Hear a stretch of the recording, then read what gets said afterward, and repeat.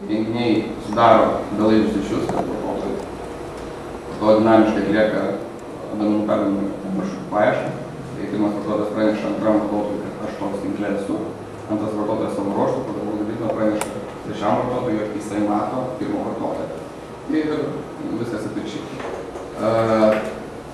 Atlikus bakalauro darbą galima būtų padaryti tokias išvadas, kad atlikta alternatyvių sprendimo analizė parodė, kad alternatyvūs failų siuntimo būdai neišpildo poreikio dalintis failų per tarpininkus, riboja galimus dalinimus nuotolių, išanalizuota, kaip perkelti šiuo metu tik tais maršrutizatorių naudojamas funkcijas įkrenti Android įrenginius.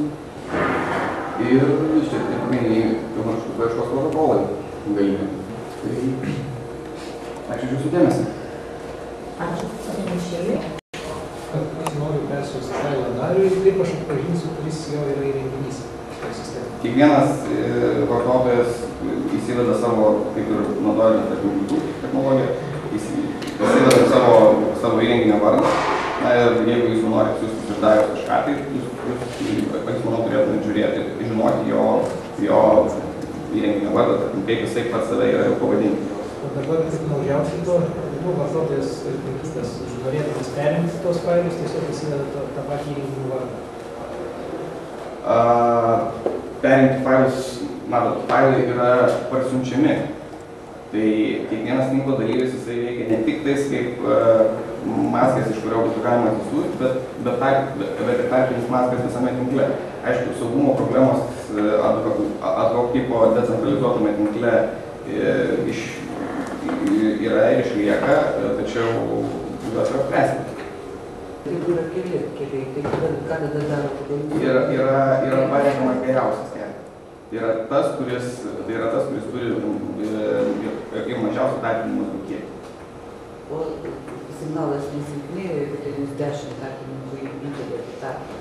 Ne, tai kiekvienas įrenginys, jisai turi savo tinklo aprėptį.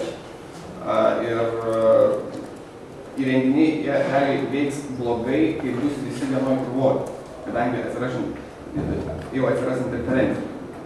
Jeigu jie bus išdėlioti eilėje, jų veikimas vis pagerės.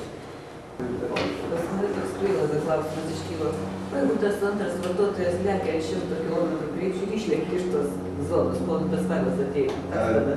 Tikimės, kad maršrutas išliks trivialus, bet aišku, tokia problema taip pat išlieka, už tai sakau, kad reikėtų dar vertinti tos geografinės pozicijos pokyčius. Aišku, tas maršrutizavimo algoritmas yra tobulinas, tas protokolas yra tobulinas, tačiau tokiamis sąlygomis, tarkim, universiteto, tarkim, jų miestelį panašiai, turint omeny, kad atvėrėlis įrenginys lauke 120-140 metrų gali būti signalas. Tai jeigu yra pakankamai didelis tinklas, tai realiai vis tiek rezultatas. Per 2 minutės, kol naujas maršrutas ateis, ar kažkoks pasikeitimas atsitiks, per 2 minutės 120 metrų eiti lengvai, tai yra beveik. Ar dar turiu klausimą? Ačiū tada. Jeigu bankinės transakciją darai vidurinį trūksta, reikia viską pradėti iš naujo. Bankinė transakcija, kas kažkiek, negali palikti, kad nekešuosi to failo. Pusę sumos negali. Bet ir pačią failą nekešuosi. Tai aišku. Tai su jungiai saulė šviečia, dar dangus negrimuoja. Dabar, tarkim, 3 minučių pasibaigti, po 6 minutės mes turėtume gauti naują paketą. Nes kas 2 minutės siunčia, 2 minutės plus minus 30 sekundžių. Ne plus minus, o minus 30 sekundžių random time. Tarkim, kas 2 minutės plus minus siunčia mano hello paketą ir dar papildomai 2 minutės paliktos. Gal būktai vieno paketo aš negavau, už tai dar maršrutas yra aktyvus. Pastatyti 2 minutės, kitas ir pastatysi 1 sekundę. Čia jo, bet testais tai geriausiai. Tai gerai. Tai ką, einam į paunksnį, dėkojam už pristatymą. Pažiūrėk. Už pusę valandos susitiksime.